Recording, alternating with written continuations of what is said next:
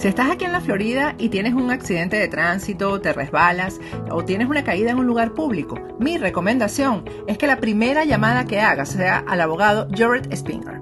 Él va a tomar por ti las decisiones legales necesarias y además te va a asesorar en cuanto a los gastos médicos. Jared tiene 17 años de experiencia como abogado de accidentes en la Florida y personalmente sufrió un accidente de tránsito que casi le cuesta la vida. Nadie como Jared para conocer el vía crucis que puede derivarse de un accidente. La ley te protege en caso de un accidente, no importa tu estatus migratorio. Jared Spinger defiende tu derecho a ser recompensado de manera justa. Y si Jared no gana tu caso, no pagarás nada. Así que no lo dudes. Llama al abogado Jared Spinger. No tienes nada que perder y mucho que ganar. Llámalo ahora mismo al 1-833-LESIONADO. Te van a atender las 24 horas del día en inglés y en español. Llama a Jared incluso antes de comunicarte con tu compañía de seguro. Yo sé por qué te lo digo.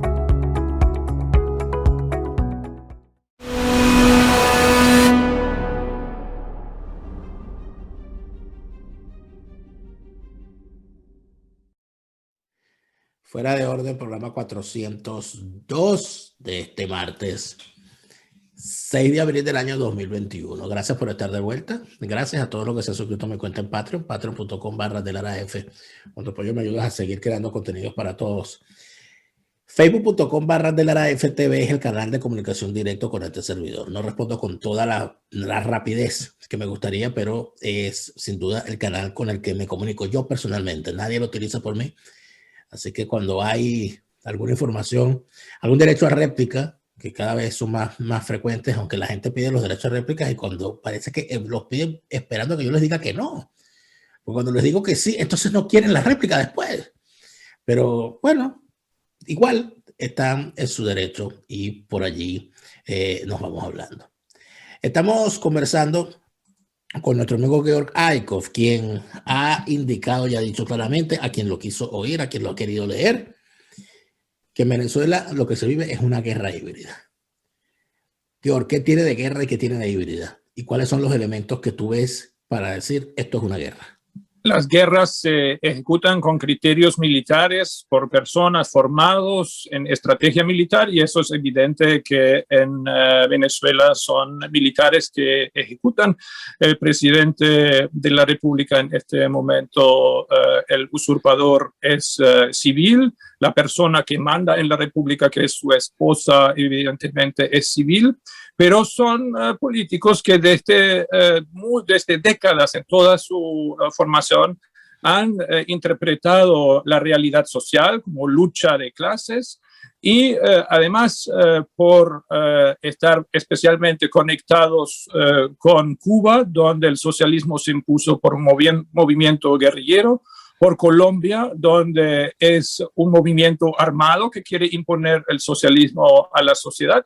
Ellos están absolutamente acostumbrados a pensar Venezuela en términos militares, en términos de guerra, y ya que ahora la mayoría de la sociedad venezolana no les acompaña más del 80% de los venezolanos dicen que no. 6, 7, muy pronto 8 millones de venezolanos están tan en desacuerdo con esa visión que se han ido del país.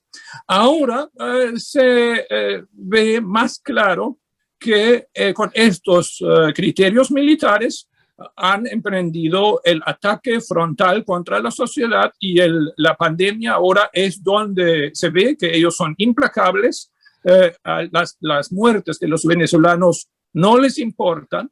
Este gran sufrimiento por el cual pasa ahora toda la nación, ellos lo aprovechan para sus fines con criterios militares. Híbrido es un término que mezclado de nueva generación, mezclando cosas visibles e invisibles, cosas que se enfrentan abiertamente con el adversario y cosas encubiertas. Guerra híbrida también es la guerra que pretende no serlo. Los que te hacen la guerra híbrida dicen, no, yo quiero negociar. yo quiero que vengan los noruegos y solamente el otro es un fanático de la guerra. Ahora nos vienen ya 15 días y no paran de hablar de guerra y de guerra híbrida. Ahí ves cómo son gente que no es de paz. No, ellos llevan 30 años hablándonos de guerra. Ahora sí disparan. Y el informe de la ONU muestra a qué nivel usan la violencia para acabar con la vida de venezolanos, pero además usan estas tácticas, siempre con criterio militar, que quieren decir a la sociedad, bueno, hay conflicto, pero no somos nosotros. Hay un conflicto entre las FARC y quizás las disidencias de las FARC, pero nosotros solamente defendemos el territorio, el sagrado suelo de la patria. Todo mentira. Esta mezcla tan particular entre hacer política tradicional, guerra de nueva generación, esto se ha estudiado en otros países del mundo, donde este proceso lleva más tiempo. Es parte de mi trabajo reflexionar sobre esto todos los días. Y como también todos los días después de mi trabajo dedico a veces horas al estudio de Venezuela, en algún momento me quedó claro que podría ser un beneficio para los que analizan Venezuela, los que pensamos y comunicamos sobre Venezuela, utilizar estas herramientas de análisis que se han usado en el este de Europa, en África, pero que también sirven para interpretar la realidad global del juego de los grandes poderes. Pero hay siempre una respuesta cuando uno dice que hay una guerra, porque te dicen, no, aquí no hay ninguna guerra, porque aquí no hay dos bandos enfrentados, aquí lo que hay es una masacre, lo que hay es un genocidio, porque el régimen está matando a la gente, pero la gente no se está defendiendo. ¿Qué tanto cuadra eso con? Sí, mira, esto si lo limitas a Venezuela, quizás te parece así, pero Cuba tiene enemigos en el mundo, los que están detrás de Cuba tienen enemigos en el mundo, y hay muchas fuerzas, algunas que llevan un siglo trabajando, que se enfrentan con Estados Unidos. Y a los venezolanos, desde luego, no les gusta pensarse a sí mismo como algo que es como la peor o la expresión más fea fue siempre el patio trasero, ¿no? Y de allí se llega entonces al teorema del imperio, etcétera. Pero las Américas, los países, los estados reunidos en la Organización de Estados Americanos, hasta en un grado de cierta manera formal también, por ejemplo, el Banco Interamericano de Desarrollo, otras instituciones, la Organización Panamericana de la Salud, ahí se define claramente un continente como una comunidad de valores, de sociedades abiertas, de una búsqueda de la justicia social por medios pacíficos, de la humanización del capitalismo que por sí solito no es humano. No soy yo soy demócrata cristiano y lo voy a seguir siendo, y encontré a mucha gente en Venezuela también que dicen el capitalismo, el mercado puro, no resuelve los problemas de la humanidad. Todo esto son los valores de Occidente y estos están bajo ataque y de Occidente se defiende, pero echó a perder Venezuela. La defensa de Occidente en Venezuela no fue suficientemente contundente y tengo la esperanza que ante la amenaza manifiesta contra Colombia, Colombia está enfrentando ahora meses y años muy críticos, muy duros, y puede sucumbir al chavismo, para decirlo en términos venezolanos muy sencillos. Y espero que este análisis no termine allí, sino que el hemisferio todo, colombianos y venezolanos juntos, yo he dicho ahí Gran Colombia, pero es un nombre simplemente para una fase en la historia del país. Hubo millones de colombianos que vinieron a Venezuela, ahora hay millones de venezolanos en Colombia. Nos gustan las mismas cosas, escuchamos la misma música, Y ahora, cuando Colombia estaba mal, la gente venía a Venezuela. Ahora Venezuela está mal y la gente va a Colombia. Lo que se tiene que evitar es que Colombia y Venezuela estén tan mal al mismo tiempo, porque ¿a dónde vas a ponerte a correr? Y a esto voy, que lo que va a pasar en los próximos meses en Colombia se tiene que ver sistemáticamente y con meticulosidad militar como un campo de batalla único, donde con los medios que el crimen organizado que se hizo gobierno en Venezuela tiene, van a atacar a Colombia. Ya lo están haciendo. Esta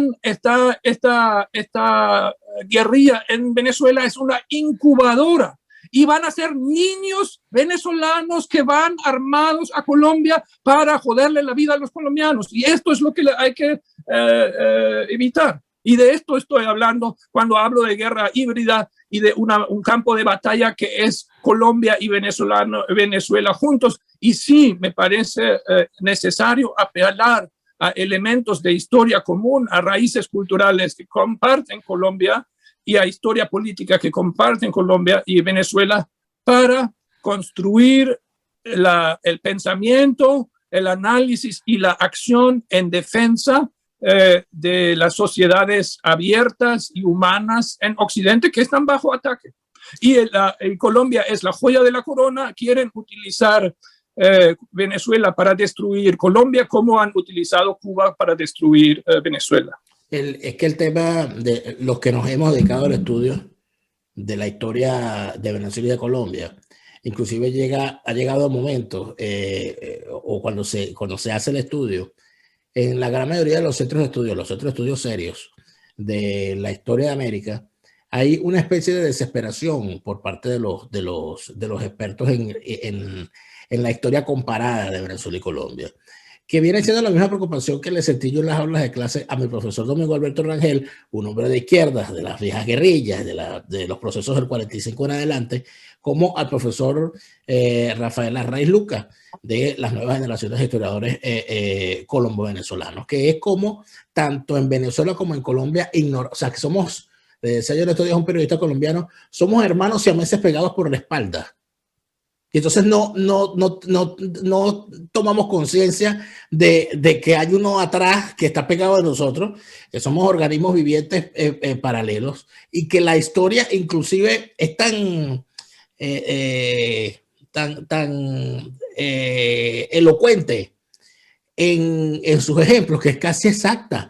Desde la rebelión de los comuneros del Socorro hasta la democracia pactada, desde la dictadura de Pérez Jiménez y la dictadura de Rojas Pinilla. Es decir, eso nosotros lo ignoramos, pero ahora tú ves que en efecto eso va a una fase de metástasis que podría ser peligrosísima para el hemisferio entero, ¿no? Sí, pero mira, ya creo que los venezolanos saben que están en emergencia humana compleja, y tienen posibilidad de conversar con muchos colombianos. Y así me refiero a eso, que venezolanos en todos los niveles con sus amistades, ojalá también los que huyeron de Venezuela a Colombia, hablen con los colombianos y ayuden a entender qué va a pasar aquí. Te hablo nuevamente de Europa, de mi país, Alemania. En el siglo XX nos lanzamos los alemanes 2 veces encima de los franceses, matando. Y hoy prácticamente nada en Europa pasa sin una llamada telefónica entre Berlín y París. Ojo, y si tú hace 70 años, 75 años dices a los europeos que se tienen que entender que van a tener una moneda común, te hubieran dicho no somos ni siquiera siameses, éramos siameses pegados por la espalda, nos cortaron en dos y solamente nos dimos la vuelta para matarnos. Eso era Europa y ya no lo es. Así que los pueblos avanzan y esto es mi esperanza, pero para eso tienes que analizar la realidad en su conjunto y lo veo más útil entender Venezuela en términos de geopolítica y de guerra en lugar de transiciones democráticas, negociaciones. Necesitamos una determinada manera de colocar las sillas para que todos los negociadores se sienten más animados a entender el otro y ceder en sus posiciones. No, eso ya pasó. Y creo que las herramientas de los negociadores profesionales, Noruega tiene todo un departamento en su Ministerio del Exterior que solamente se dedica a esto, de la facilitación de diálogos, y lo hacen en países en guerra también. O sea, ellos mismos tienen las herramientas para interpretar países en clave de guerra o en clave de negociación política. Y lo que estoy diciendo, señores profesionales, si ustedes no entienden que esto es una guerra, entonces empiezo a pensar que ustedes son parte de esta guerra. Y entonces mejor se queden con sus herramientas allí donde están, porque un jugador en la guerra híbrida que se llama Ministerio de Exteriores de Noruega, nadie lo necesita en Venezuela. Pero si están dispuestos a negociar en una guerra, entonces sí nos vamos a sentar y hablar. Ahora, pero es que hay otra preocupación, ya que entramos en el terreno de revisar lo que la historia nos deja. Los que hemos estudiado la historia violenta de Venezuela a través de lo que han hecho historiadores, como creo que el más importante historiador de la historia violenta de nuestro país, que es el profesor Agustín Blanco Muñoz, cuyos testimonios violentos deben ser materia obligatoria para quien quiera entender la historia del país, la historia contemporánea al menos. Nos queda claro de que en Venezuela los procesos son violentos. Lo que pasa es que, por supuesto, nuestra propia forma de ser nos lleva a esconder la basura bajo la alfombra, porque es que es la parte fea. Es como el tío simpático y bonachón que cuando bebe alcohol, bueno, se convierte en una cosa horrible. Nosotros tratamos de olvidar de verdad al tío cuando está en su fase alcohólica y preferimos recordarlo cuando está en su fase bonachona. Así pasa con nuestra historia. Pero lo que a mí me lleva toda esta situación, a la preocupación a la que me lleva, es a que si estamos constantemente en una situación de guerra donde la ciudadanía está como está, estos eventos de reacción, de autodefensa o de búsqueda de defender a la ciudadanía que hemos visto con los casos de Oscar Pérez, con los casos del capitán Caguaripano y con los tantos casos, porque no es casualidad que haya 400 militares presos. En un país normal no hay 400 militares presos. Eso no ocurre en un país normal. Ni que haya tantas acusaciones distintas de conjuras en distintos momentos, ni que haya 6.000 militares exiliados.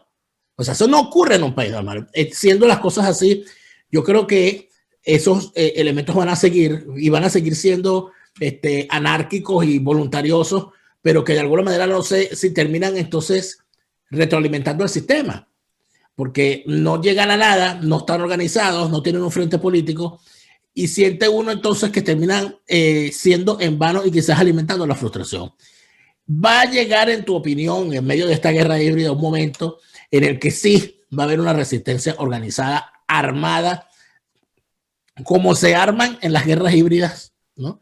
Las resistencias a hacerle frente a lo que está viviendo la población venezolana con el chavismo enfrente. Mira, la justificación, estrategia y moral está ahí.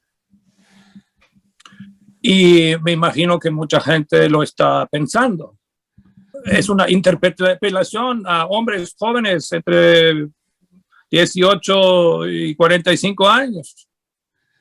Por supuesto, y va a ser su conciencia que decide. Pero por supuesto que hubo situaciones en la historia de muchos países donde la conciencia de hombres de paz, buenos cristianos o pacifistas hasta, o por el fundamento moral que tienen en su vida personal, el que sea, han decidido, soy un hombre de paz, pero aquí tengo que reaccionar, y es el otro que ha roto la paz y quiero buscar la paz nuevamente, y esto me obliga a decisiones muy duras. Y creo que muchos venezolanos admiran hoy, demasiado tarde, la toma de conciencia de personas como Oscar Pérez y de otros que hoy están siendo torturados en las cárceles de este país. Y a nadie, ningún analista político y mucho menos un extranjero puede meterse en esta decisión de conciencia. Pero los hechos están allí y estoy absolutamente convencido que en este mismo momento que nosotros aquí desde lejos estamos hablando, hay gente que se pregunta a sí mismo y pregunta a su conciencia qué es lo que hay que hacer. Ese qué es lo que hay que hacer pasa por una situación donde la violencia sea mayor. Porque ya la violencia en las calles Mira, ya ha llegado a niveles increíbles, ¿no? Una de las sabidurías más antiguas sobre la guerra es el arte de la guerra de Sun Tzu, que dice, si no vas a ganar, no vayas a la guerra. Las guerras se pelean cuando sabes que lo puedes ganar, ¿no? Y eso también hay que respetarlo y hay que buscar quienes tienen herramientas para asesorar esto. Y es irresponsable lanzar ahí llamados para que gente salga a la calle para perder su salud o su vida, o peor, poner en peligro sus familias, porque esto es una de las maldades que hace este grupo en el poder contra los venezolanos, de atacar a los familiares, no solamente torturar a un militar, sino a su esposa, a sus hijos, y hacerlo delante de los ojos de sus víctimas. Esas son cosas, nadie puede lanzar a otro a estas cosas. Y lo primero, y eso está muy lejos de mis capacidades de evaluación en el campo, lo que hay que hacer es diseñar estrategias ganadoras. Algunas ideas que un observador distante quizás hasta puede dar mejor que alguien que está en este torbellino de todos los días al cual la dictadura somete a todos. Bueno, yo veo que alguien que está lejos, que sí me afecta en mi familia, en mis emociones, me afecta lo que está pasando en Venezuela, pero tengo comida, tengo cierta tranquilidad, tengo electricidad, tengo acceso al internet y puedo hacer todo esto. Me puedo comunicar con mucha gente que sabe, puedo hacer preguntas, puedo escuchar las respuestas y hacer todo este trabajo. Y creo que así mucha gente en la diáspora que no vive este torbellino diario de estar en Venezuela también pueden actuar así y analizar qué ventajas tengo yo en mi entorno con toda la miseria que también viven en el exilio, en la diáspora. No es a veces los venezolanos que están dentro de Venezuela piensan que estar fuera de Venezuela es todo cantar y coser y bailar panderetas y ir a los restaurantes. No, muchos que se tuvieron que ir de Venezuela están pasando roncha y están pagando un precio muy alto por esa decisión de abandonar su país. No se pueden insertar, tienen después de poco tiempo grandes problemas de autoestima porque el mercado laboral donde llegan no les integra y el ser humano es así, que entonces dudas de todo y esto lanza mucha gente a profundos problemas, pero igual a estas personas también les digo, analiza cuál es tu fortaleza, cuál puede ser tu aporte y todo el mundo puede aportar. Hay un liderazgo y sigo pensando que el presidente Guaidó y la gente alrededor de él tienen que guiar este proceso de evaluar las opciones estratégicas y actuar. Y lo ves viable porque yo cada vez veo, o mejor dicho, cada vez dejo de verlos como actores. Mira, por lo menos a nivel de respeto de la población, el respeto se perdió por completo. Sí, la confianza está destruida, se tiene que reconstruir, se puede reconstruir. En ese momento veo el panorama muy negro. Pero eso también es usar criterio militar. Tú no haces estrategia solamente cuando tu situación es buena. No, la haces también cuando es mala. Y sigues trabajando.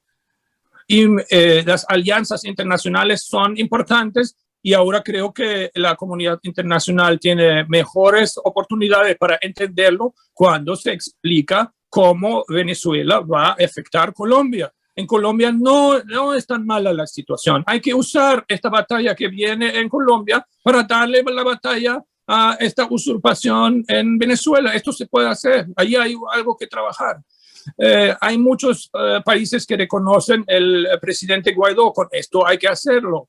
Hay que hacer algo. Yo no lo tiraría por la borda. Por supuesto que los venezolanos están enojados y frustrados y muchos acusando, y los entiendo demasiado bien. Pero de allí a entregar una herramienta que tienes es un trecho y hay que corregir y hay que decirse las cosas y se están diciendo con mucha claridad y hay que sacar las conclusiones y por negro que el panorama sea, no dejar de organizar la resistencia y actuar y prepararse para actuar cuando las condiciones se den. No estoy a favor de lanzar a nadie a una batalla que no se puede ganar, absolutamente no. Pero se tienen que crear las condiciones para que la batalla se pueda ganar y como en muchos países del mundo no se puede excluir a esta altura del juego que sea necesario la violencia para generar el cambio hacia la democracia. Ojalá que nosotros podamos, sin ánimo de caer en el la tradicional visión telenovelesca latinoamericana, que podamos ver un final feliz a todo esto, ¿no? Porque cada vez que uno intenta medio pensarlo, el panorama es, como tú lo dices, negro.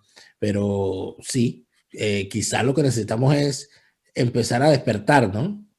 Y empezar a entender. Creo que y no negar la realidad cuando no me gusta. Exacto. Claro que muchas cosas no nos gustan, pero igual si quieres actuar lo tienes que ver cómo las cosas son y entonces el arte de la estrategia y de reconstruir un país es encontrar este camino donde interpretas la realidad con verdad, pero sin paralizarte a ti mismo. Porque si decimos estamos derrotados, bueno, asumimos esa derrota, pero eso no significa que no volvamos a la pelea. En este momento estamos derrotados. Esto lo veo yo también, pero esto, como estamos vivos, vamos a seguir peleando. Claro. George, te agradezco mucho por esta entrevista y mucho más por la claridad de los conceptos que estás emitiendo en un momento en que muy poca gente se atreve a profundizar sobre Venezuela. Gracias, Daniel. Y a ustedes, amigos, muchísimas gracias por habernos acompañado en esta interesante conversación con George Eikhoff, al cual pueden seguir en su cuenta en Twitter, donde siempre nos deja unas píldoras sobre lo que es Venezuela y sobre lo que está viendo él sobre Venezuela. Jorge Eikhoff en Twitter. Síganlo y manténganse al tanto de lo que está viendo George sobre Venezuela. Pero el que no va a ver más nada sobre Venezuela es Chávez porque se murió. Nosotros le agradecemos muchísimo por habernos acompañado hasta este momento y le pedimos que nos reencontremos en el próximo Fuera de Orden. Hasta entonces.